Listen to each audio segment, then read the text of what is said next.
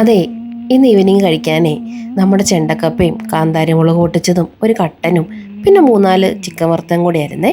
ചെണ്ടക്കപ്പ ഉണ്ടാക്കാനായിട്ടേ കപ്പ നന്നായിട്ട് കഴുകി ഒരു ചെണ്ട പോലെ മുറിച്ചെടുത്ത് പിന്നെ ഒന്ന് കഴുകി ഊറ്റി കുറച്ച് ഉപ്പും ഇട്ട് നന്നായിട്ട് വേവിച്ചെടുക്കാവേ. നല്ല വേവൊന്നും ഇല്ലാത്ത കപ്പയാണെങ്കിൽ തിളയ്ക്കുമ്പോൾ തന്നെ വേവും, ഇല്ലെങ്കിൽ ഒരു കുറച്ച് നേരം കൂടി ഒന്ന് വെയിറ്റ് ചെയ്തിരിക്കാവേ. എന്നിട്ടുണ്ടല്ലോ നല്ലൊരു 6-7 എരിവുള്ള കാന്താരി മുളകും ഒരു ചെറിയ കഷ്ണം ഉള്ളിയും കൂടി എടുത്ത് നന്നായിട്ട് ചതച്ചെടുക്കാവേ. വേണമെങ്കിലുണ്ടല്ലോ ഒരു ചെറിയ കഷ്ണം വെളുത്തുള്ളിയും കൂടി എടുക്കാവേ. അതിൻ്റെ കൂട്ടത്തിൽ ഒരു ചെറിയൊരു കഷ്ണം പുളിയെടുത്ത് അതും കൂടി അതിനകത്തിട്ടിട്ട് നന്നായിട്ട് മിക്സ് ചെയ്യുക. ഉപ്പും ചേർത്ത് നന്നായിട്ട് ഇളക്കിയെടുക്കാവേ. ഇനി അതിലേക്ക് കുറച്ച് പച്ചവെളിച്ചെണ്ണയും കൂടി ഒഴിച്ചിളക്കിയ നമ്മുടെ ചമ്മന്തി റെഡിയായേ. നമ്മൾ ചിക്കൻ വറുത്തേക്കുന്നത് സാധാരണ നമ്മൾ ചിക്കൻ വറുക്കത്തില്ലേ, അതുപോലെ തന്നെയാണ്. സാധാരണ മസാലകളൊക്കെ ഇട്ട് കുറച്ച് നേരം മാറിനേറ്റ് ചെയ്ത് വെച്ച് ഈ എണ്ണയിൽ അങ്ങ് മുക്കി അങ്ങ് പൊരിച്ചെടുത്തേ.